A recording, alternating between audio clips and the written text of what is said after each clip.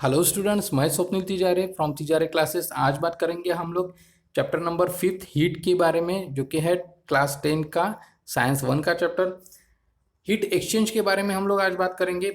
If heat is exchange between a hot and a cold object, the temperature of the cold object goes into the increasing due to the gain of the energy and the temperature of the hot object goes on the decreasing due to the loss of energy। मतलब क्या कहा गया है आपको, आप इस चीज को देख सकते हैं। चलो मैं आपको डायरेक्ट एक्सप्लेन करके देता हूँ यहाँ पे, है ना, आसान जाएगा और बोर भी नहीं होगा। तो देखिए ये क्या है, ये एक बॉक्स है। ओके, एक बॉक्स कैसा है, एक आइसोलेटेड बॉक्स है बेटा। ओके, अब आइसोलेटेड बॉक्स है तो आपको तो पता है ना, अंदर की हीट बाहर जा सकती ना बाहर की हीट अंदर जा सकती। ठीक है, अंदर की हीट बाहर नहीं जाएगी और बाहर की हीट अंदर नहीं जाएगी। ठीक है, क्योंकि वो आइसोलेटेड है। मतलब ये जो भी होगा, ओके, हॉट ऑब्जेक्ट होगा या कोल्ड ऑब्जेक्ट होगा, तो इसकी जो एनर्जी है वो सिर्फ एक दूसरे को ही मिल पाएगी। ओके, ये आपको बात यहाँ पे ध्यान में रखना है। ठीक है, किसी भी बाहर का चीज का इसके ऊपर इम्पैक्ट नहीं होगा। ये बात सबसे पहले इंपॉर्टेंट है। अब आप बात करेंगे कि ये जो कोल्ड ऑब्जेक्ट हॉट ऑब्जेक्ट आपको दिख रहा है, ठीक है, ये हॉट ऑब्जेक्ट को हम लोग ने क्या किया, पहले एक बर्नर पे गर्म किया, बिल्कुल ओके, बहुत ज़्यादा गर्म किया। और एक ऑब्जेक्ट को, कोल्ड ऑब्जेक्ट को क्या किया, बहुत ठंडा किया या नॉर्मल टेम्परेचर पे था, जो भी था। ओके, तो इस ऑब्जेक्ट को, और मतलब हॉट ऑब्जेक्ट को और कोल्ड ऑब्जेक्ट को, दोनों को क्या किया हमने, इस आइसोलेटेड बॉक्स में डाल दिया। ओके, अब आइसोलेटेड बॉक्स में डाल दिया और थोड़ा सा क्या किया, उनको टच भी कर दिया यहाँ पे। ओके, अब क्या होगा कि धीरे धीरे आप, क्या होगा, इस हॉट ऑब्जेक्ट की जो एनर्जी है, मतलब हीटनेस है, जो भी वो गर्माहट है उसकी, ठीक है, वो उस कोल्ड ऑब्जेक्ट में जाना शुरू होगा। और कोल्ड ऑब्जेक्ट जो उसका ठंडापन है, ठीक है, वो एक्चुअली इसमें नहीं जाता, वैसे नहीं जाता है। ठीक है, चलिए मैं बात करता हूँ। देखिए कोल्ड ऑब्जेक्ट की जो टेंडेंसी होती है वो क्या होता है कि अगर उसके बाजू में कोई हॉट ऑब्जेक्ट आ जाता है तो उसका हॉटनेस ये अपने अंदर समा लेता है। ठीक है, अब देखिए मान के चलते कि भाई इसका कुछ एक वैल्यू होगा, जितना भी है, ठीक है, मान के चलते कोई भी एक वैल्यू लेते थे यार। ओके, जैसे कि 100 पकड़ लेते, ठीक है, ये भाई 100 गर्म है, ठीक है, 100 इतना ही इसकी गर्मी है। ओके, अब कोल्ड ऑब्जेक्ट सपोज मान के चलते हैं कि भाई ये 50 डिग्री पे, 50 पे है। ओके, ये इतना उसका टेम्परेचर होगा ऑलरेडी, ठीक है, कोल्ड का, और ये हॉट है बहुत ज़्यादा। ओके, तो इसका जो टेम्परेचर है, हॉटनेस, ये इसमें जाना शुरू हो जाएगा और ये कंटिन्यूस प्रोसेस चालू रहेगा। अब देखिए इसका हॉटनेस इसमें जाएगा तो ये उतना ही हॉट रहेगा क्या आखिर तक के, नहीं। ठीक है, जैसा जैसा इसका हॉटनेस इस यहाँ पे ट्रांसफर होता जाएगा, वैसे वैसे ये हॉट वाला ऑब्जेक्ट खुद भी ठंडा ठंडा होते जाएगा। ओके, लेकिन ये कब तक होगा, वो तब तक होगा जब तक ये हॉट ऑब्जेक्ट का और कोल्ड ऑब्जेक्ट का जो हॉटनेस है दोनों का, वो इक्वल ना हो जाए। ओके, दोनों का टेम्परेचर जो है वो इक्वल ना हो जाए, तब तक ये एक दूसरे से अपनी एनर्जी बांटते रहेंगे। ओके, तो ये बात यहाँ पे आपको बोली गई है। और सबसे पहले जो हमने कहा था कि भाई बाहर का कुछ भी इम्पैक्ट इस पे ऊपर नहीं गिरना चाहिए। क्यों नहीं गिरना चाहिए, क्योंकि ये हमें क्या यहाँ पे पता करना है कि जितना हीट इसने लॉस किया, ओके, जितना हीट इसने लॉस किया उतना ही हीट इस कोल्ड वाले ने क्या किया, एब्सॉर्ब किया। एग्जैक्टली उतना ही। ओके, ना कम ना ज़्यादा। ओके, अगर कम ज़्यादा होता, कब होता कम ज़्यादा, जब ये एक आइसोलेटेड बॉक्स में नहीं होता तब होता, लेकिन अब तो ये आइसोलेटेड बॉक्स में है तो अब ये नहीं हो रहा है। ठीक है, अदरवाइज आइसोलेटेड बॉक्स में नहीं होता तो हो जाता है। ठीक है, डेली में आप बहुत सारे चीज़ों के साथ में इसका एक्सपेरिमेंट कर सकते हैं। जैसे आपकी मम्मी कोई बर्तन गरम गरम गैस पे से उठा के रख देती है, ठीक है, तो 1 घंटे बाद भी वो वैसे ही गर्म होता है क्या, नहीं, वो ठंडा हो जाता है ऑटोमेटिक। क्यों हो जाता है, क्योंकि बाहर की जो टेम्परेचर है या फिर बाहर का जो एनवायरनमेंट है वो उसके साथ में अपनी हीट शेयर कर लेता है। ठीक है ना, तो वो ठंडा हो जाता है। ओके, तो इस वजह से आपका जो बर्तन होता है वो ऑटोमेटिकली ठंडा हो जाता है। तो यहाँ पे हम लोग और देखेंगे कि ये है इसका मेन स्टेटमेंट, इसको थोड़ा सा डिस्कस कर लेते हैं। Heat energy lost by the hot object. ठीक है, तो हीट एनर्जी कितनी, जितनी लॉस किया उस हॉट ऑब्जेक्ट ने, उतनी ही एग्जैक्टली क्या किया दूसरे कोल्ड ऑब्जेक्ट ने गेन कर लिया था उसको। ओके, अब बात करेंगे हम लोग मेजरमेंट ऑफ स्पेसिफिक हीट की। तो स्पेसिफिक हीट भी यहाँ पे बहुत ही इंपॉर्टेंट प्ले रोल करती है। देखिए इसका और इसका ना रिलेशन बनता है, ठीक है, इसका और इसका रिलेशन बनता है। बहुत बार प्रॉब्लम में आता है तो दोनों का इस्तेमाल हमें एक ही प्रॉब्लम में करना पड़ता है। तो आपको ये भी फॉर्मूला लगेगा, ओके, और ये नीचे वाला भी फॉर्मूला लगेगा। आइए देखते हैं।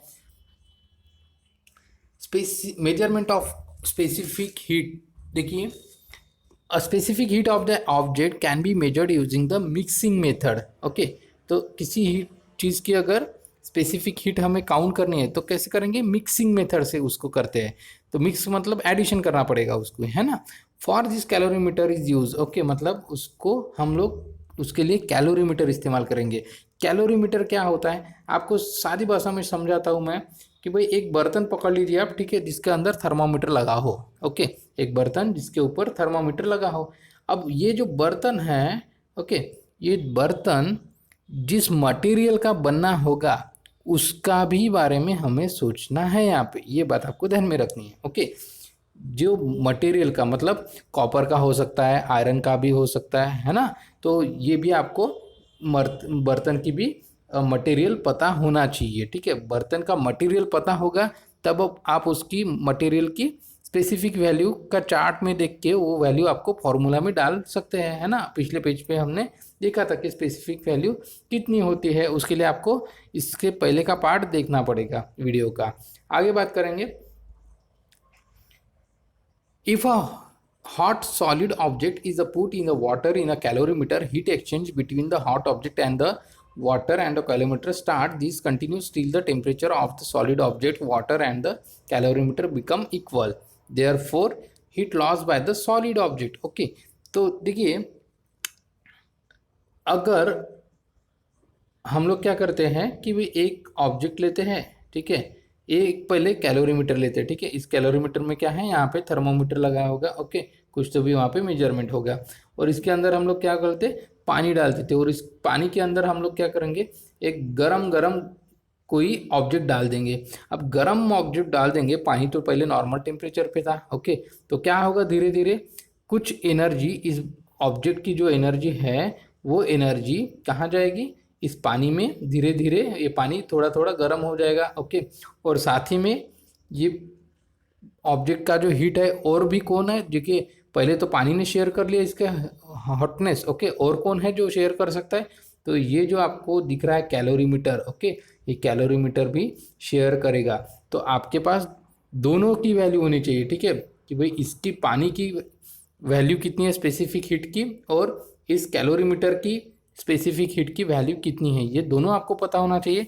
साथ में आपको ये भी पता होना चाहिए कि इसने लॉस जितना किया उतना ही इन दोनों ने मिलके गेन किया, ठीक है। मैं फिर से बोल रहा हूँ, इस ऑब्जेक्ट ने, इस हॉट ऑब्जेक्ट ने जितनी हीट लॉस की एग्जैक्टली उतनी ही हीट इस पानी ने और इस कैलोरीमीटर ने, दोनों ने मिलके क्या किया, गेन कर लिया, ठीक है। तो आपको इस हॉट ऑब्जेक्ट का भी स्पेसिफिक वैल्यू पता होना चाहिए। तो वो कैसे पता करेंगे आप, फिर से वही चार्ट आपको देखना पड़ेगा जो मैंने पिछले वीडियो में आपसे शेयर किया था, ओके। तो तब आपके पास में तीनों चीज़ों की क्या होगी, स्पेसिफिक वैल्यू होगी। तीनों चीज़ों का आपके पास में मास होना जरूरी है, ओके, हमारे फॉर्मूला हमें है। और तीनों चीज़ों में जो डिफरेंस आएगा हीट में, ओके, वो भी आपको देखना है, ठीक है। हीट में चेंजेस कैसे आएगा, मैंने लास्ट वीडियो में आपसे डिस्कस किया था कि भाई हम लोग उसको क्या कहते हैं, डेल्टा टी कहते हैं, है ना। ऐसे हम एक ट्रायंगल निकालते हैं और टी लगाते हैं उसके सामने, इस ट्रायंगल को हम लोग क्या बोलते हैं, डेल्टा। तो हम लोग क्या बोलेंगे इसको, डेल्टा टी, ठीक है।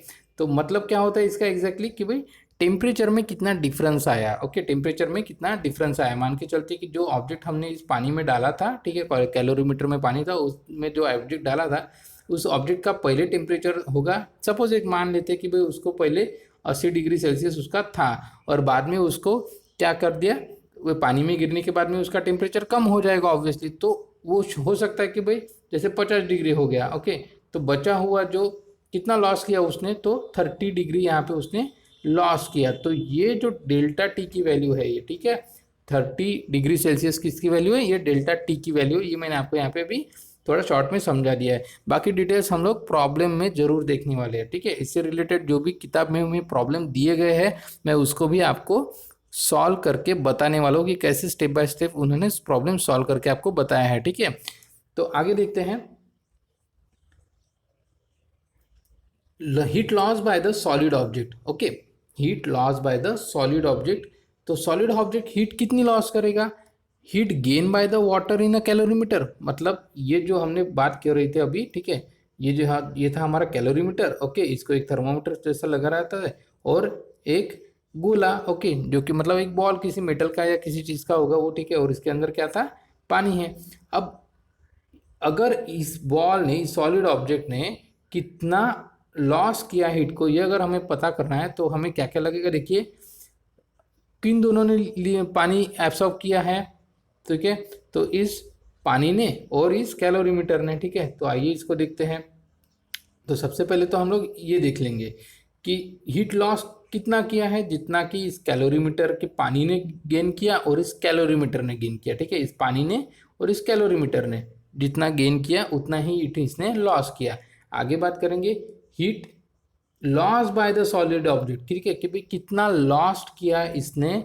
ठीक है, तो लॉस्ट कितना किया, जितना, तो हाँ, वो निकालने के लिए हमारे पास में क्या है?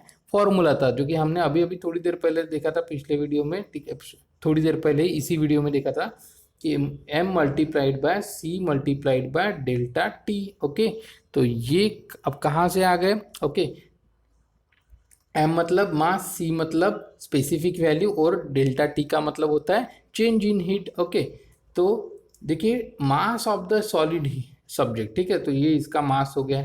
स्पेसिफिक हीट ये हम लोग c से डिनोट करते हैं। ये आपको कहाँ से मिलेगी? आपके लिए इससे पहले का जो वीडियो है उसके अंदर आपको शेयर किया है मैंने वो चार्ट। ओके, या फिर आप चाहे तो किताब में भी पेज नंबर 68 पर वो चार्ट देख सकते हैं। Specific heat capacity of some substances के नाम से है, figure number 5.9। Okay, table number 5.9 है वो किताब में। ठीक है, तो वो भी आप लोग एक बार देख सकते हैं।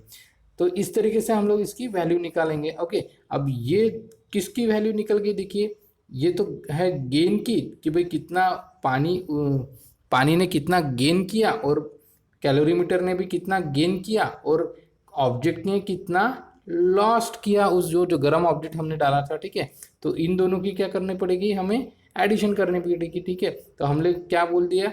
ये पानी को Q1 बोल दिया। ओके, कैलोरीमीटर को Q2 बोल दिया। ठीक है, और इसको हॉट ऑब्जेक्ट को क्या बोल दिया हमने? Q बोल दिया सिर्फ। ठीक है, तो Q1 और Q2 की क्या करनी पड़ेगी? हमें एडिशन करनी पड़ेगी, और उसकी एडिशन जितनी होगी उतना ही हमारा क्या हो रहेगा?